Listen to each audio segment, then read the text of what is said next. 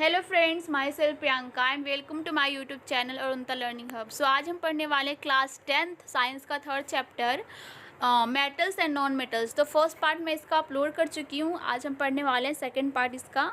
सो आपको अगर first part में कोई प्रॉब्लम हो तो कमेंट बॉक्स में ज़रूर पूछिएगा। तो चलिए शुरू करते हैं मेटल्स एंड नॉन मेटल्स, यानी कि धातु एंड अधातु। तो बेसिकली इसमें हमने इसके इंट्रोडक्शन पढ़ लिए थे, मेटल्स क्या होते हैं, नॉन मेटल्स क्या होते हैं, इसके फिजिकल प्रॉपर्टीज़ पढ़े थे। सो आज हम पढ़ने वाले हैं उसके chemical properties of metals. Chemical properties क्या होती है मेटल्स के, वो we will learn about the chemical properties of metals in the following sections, right. Chemical properties में हमने पढ़े हैं। For this correct the sample of following metals, aluminium, copper, iron, lead and magnesium. ये सारे हमारे क्या है, मेटल्स हैं। आपको कलेक्ट करना है What happens when metals are burnt in air? क्या होता है अगर हम मेटल्स को एयर में जलाते हैं तो we have seen activity 3.8 the magnesium burn in air with dazzling with flame. यानी कि हमने 3.8 एक्टिविटी में देखा है ऊपर कि हमारा जो मैग्नीशियम रिबन है, यानी कि जिसे हम जलाते हैं तो एक डैजलिंग सा आवाज़ आके के और वो डैजलिंग फ्लेम से विद फ्लेम से जलता है। Do all intact react with the same manner? Let's check by the performing of following activity. तो क्या मैग्नीशियम के अलावा भी जो अदर मेटल्स भी होते हैं, जैसे कि जिंक हो गया या आपका आयरन हो गया, ये सारा भी ऐसे ही जलते हैं? तो चेक करने के लिए एक्टिविटी 3.9 हमने करने हैं।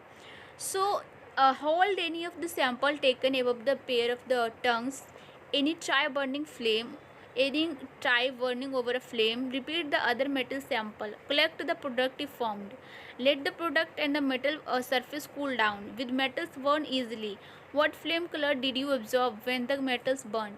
यानी कि बर्न करने से पहले आपका कौन सा कलर है मेटल्स का, और जब उसे आप जलाते हो उसके बाद कौन सा कलर मेटल्स का है, वो आपको एब्जॉर्ब करना है। उसमें क्या चेंजेस आए हैं वो आपको एब्जॉर्ब करना है, देखना है।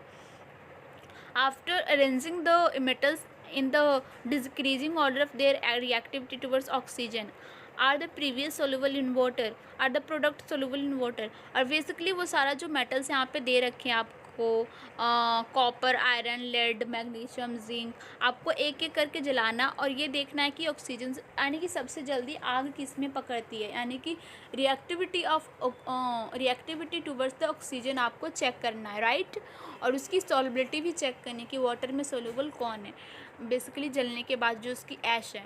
तो almost all metals combine with oxygen to form metal oxide. जो हमारे जितने भी मेटल्स हैं वो ऑक्सीजन के साथ कंबाइन करके क्या बनाते हैं, मेटल ऑक्साइड बनाते हैं। तो for example when copper is heated in air, जैसे कि कॉपर को आपने ऑक्सीजन के साथ हीट किया, it combines with oxygen to form copper oxide. Oxygen के साथ वो कंबाइन होकर क्या बनाता है, कॉपर ऑक्साइड बनाता है। जैसे कि यहाँ पे दे रखा है आपका, ये रहा आपका कॉपर, ये आपका ऑक्सीजन, दोनों को कंबाइन होकर कॉपर ऑक्साइड बनाइए। जैसे ही similarly aluminium form aluminium oxide, जैसे एल्युमिनियम के आपने ऑक्सीजन के साथ रिएक्शन करवाया तो ये एल्युमिनियम ऑक्साइड बनाया। तो बेसिकली इससे क्या पता चलता है, ऑल मेटल्स, जितने भी मेटल्स हैं वो ऑक्सीजन के साथ रिएक्ट करके क्या बनाते हैं, ऑक्साइड्स बनाते हैं। Recall from chapter 2 how copper oxide react with hydrochloric acid and we have learn that metal oxides are basic in nature. यानी कि चैप्टर 2 में हमने पढ़ा था कि हमारे जो मेटल्स ऑक्साइड्स हैं वो क्या होते हैं, बेसिक होते हैं नेचर में, एसिडिक नहीं, बेसिक होते हैं नेचर में। But some metals oxide such as aluminium oxide, zinc oxide show both acidic as well as basic behaviour. लेकिन एल्युमिनियम और जिंक ऑक्साइड जो दोनों हैं वो बेसिक और एसिडिक दोनों बिहेवियर शो करते हैं। Such metal oxide which react with both acid as well as basis product salts and water are known as amphoteric oxide. इसे क्या कहते हैं, एम्फोटेरिक कहलाते हैं, जो एसिड और बेस दोनों के साथ रिएक्ट कर सकते हैं। Aluminium oxide react with following manner with acid and bases. कि आपका एल्युमिनियम ऑक्साइड है वो HCl यानी कि एसिड हो गया, एसिड के साथ रिएक्ट करके आपका एल्युमिनियम क्लोराइड और वाटर दे दिया। अगर आप NOH क्या होता है, जिसमें आपका H पॉजिटिव होता है वो एसिड होता है, OH जहाँ होता है वो आपका बेस होता है। तो आप बेस के साथ रिएक्ट करवाते तो एल्युमिनियम आपका ये सोडियम एल्यूमिनेट बना और वाटर रिलीज हुआ। तो जब हमने एसिड के साथ रिएक्ट किया तब पर भी वाटर रिलीज हुआ और हमारा बेस के साथ भी वाटर रिलीज हुआ। Most metal oxides are insoluble in water, यानी कि वाटर में सोल्यूबल नहीं होते, but some of this dissolve in water for to form alkalis.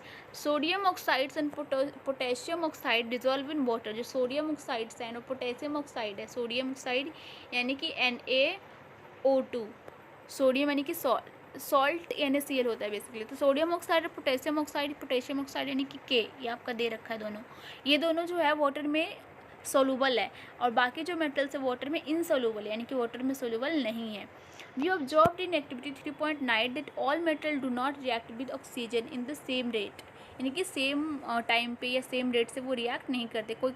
कोई देर से करता है, कोई जल्दी कर जाता है।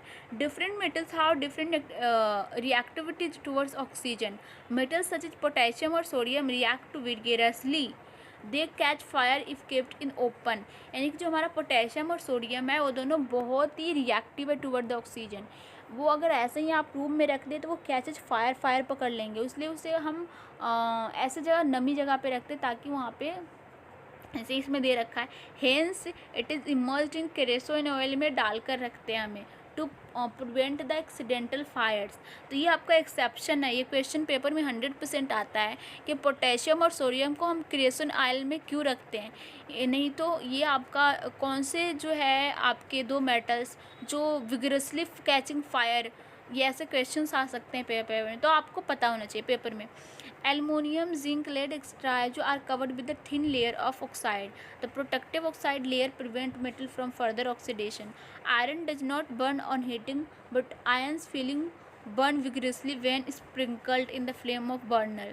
Copper does not burn but the hot metals is coated. Iron जो कॉपर वो जल्दी आग नहीं पकड़ते हैं, राइट। तो इसलिए क्योंकि वो कॉपर जो होता है वो black colour layer copper oxide से ढका होता है, वैसे ही आयरन भी आपका कॉपर आयरन ऑक्साइड से ढका होता है। Silver and gold do not react with oxygen even it high temperature.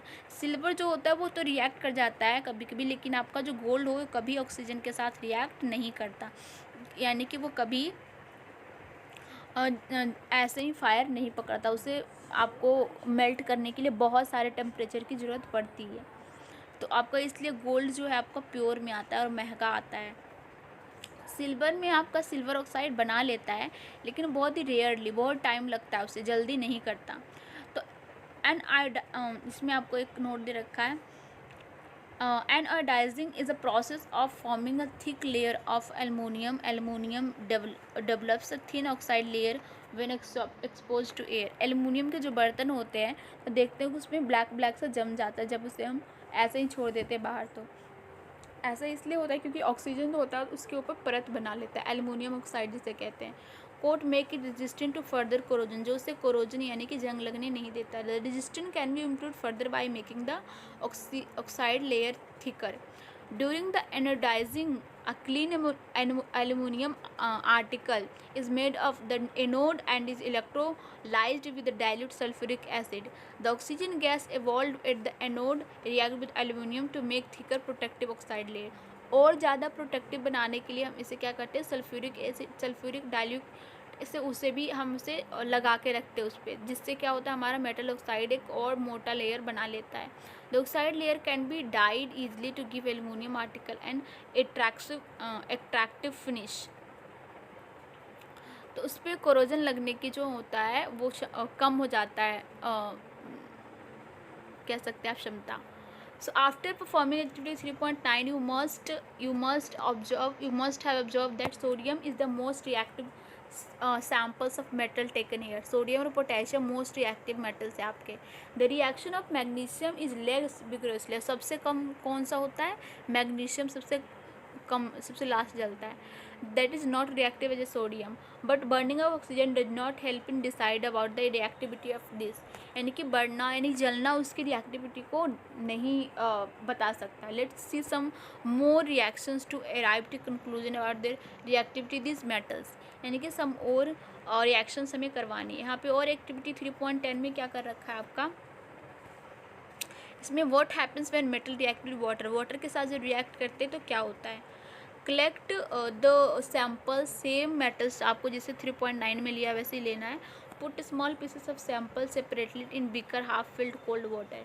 Which metals reacted with cold water, arrange them in the increasing order there reactivity of cold water. यानी कि आपको सबसे पहले cold water के साथ कौन react करता है वो आपको अरेंज करना है, राइट, इंक्रीजिंग ऑर्डर में। Did any metal produce fire on water, does any metal start floating after some time. Put the metals and did not react with cold water beakers half filled with hot water. जो cold water के साथ react नहीं कर रहे उसे आपको hot water के साथ रखना है, यानी गर्म पानी के साथ। For the metals and did not react with hot water arrange the petals, फिर आपको उसे भी अरेंज करना है इंक्रीजिंग ऑर्डर में। Which metal did not react with even steam, अगर वो cold water and hot water and steam से भी रिएक्ट नहीं कर रहा है, वो कौन सा मेटल है। Arrange the metal in decreasing order in their activity of water. अब यहाँ पे आपको दे रखा है एक्शन ऑफ स्टीम मेटल्स, यानी कि मेटल के जो होते हैं वो स्टीम के साथ कैसे रिएक्ट करता है। ये आपका यहाँ से मतलब मान लीजिए कि आपका बर्नर है, यहाँ से मेटल्स का स्ट्रिप कोई डाल दीजिए, तो यहाँ से आपका यूज आ रहा है, ये आपका कॉर्क है, डिलीवरी ट्यूब है, ये आपका वाटर है, ये आपका स्टैंड है। तो बेसिकली ये यहाँ से क्या हो रहा है, गर्म हो रहा है, ये गर्म हो रहा है, ये आपका यहाँ से आपका भाप आ रहा है, ठीक है। बेसिकली आपका ये मेटल सैंपल है। तो metal react with water produce metal oxide, हमारा फायर के साथ रिएक्ट करके भी मेटल ऑक्साइड बना, वाटर के साथ भी metal oxide and hydrogen gas दोनों बनाता है। उसमें तो हाइड्रोजन गैस कोई नहीं बन रहा, लेकिन इसमें हाइड्रोजन गैस बनता है। तो हाइड्रोजन गैस और मेटल ऑक्साइड बनाता है वाटर के साथ रिएक्ट करके मेटल, जिसे मेटल हाइड्रोक्साइड भी बोलते हैं शॉर्ट में। Metal like potassium sodium react violently with water, water के साथ वो बहुत जल्दी रिएक्ट करते हैं, बहुत जल्दी। In case of sodium potassium the reaction is so violent and exothermic, यानी कि हीट प्रोड्यूस होता है। एक्सोथर्मिक रिएक्शन वो होते हैं जो हीट प्रोड्यूस करते हैं, और एंडोथर्मिक जो इसमें हीट लगता है। Revolve hydrogen immediately catches fire, तो आपका पोटेशियम और जब वाटर को करवाते हैं तो तुरंत हीट एनर्जी वहाँ पे प्रोड्यूस होता है। वैसे ही आपका सोडियम के साथ भी सेम होता है। The reactions of calcium with water is less violent, अगर आप कैल्शियम के साथ वाटर का रिएक्शन करवाते हैं तो कोई फायर नहीं लगता है लेकिन बहुत कम लगता है और देर से लगता है। तो इसमें आपका हाइड्रोजन गैस बनता है। Calcium start floating because the bubble of the hydrogen gas form stick surface of the metal. तो इसमें एक आपका एग्जांपल आ गया कि वैसा कौन सा मेटल है जो आपका फ्लोट करने लग जाता है, तैरने लग जाता है, तो आपका है calcium. Magnesium does not react with cold water, एक और एक्सेप्शन आपको मिल गया कि आपका जो मैग्नीशियम मेटल है वो कोल्ड वाटर के साथ रिएक्ट नहीं करता है। ये छोटे छोटे पॉइंट है जो बहुत इंपॉर्टेंट होता है, क्योंकि यहीं से क्वेश्चंस में आते हैं पेपर में, और बच्चे कन्फ्यूज हो जाते हैं क्योंकि एक्सरसाइज वाले पढ़ के जाते हैं वो।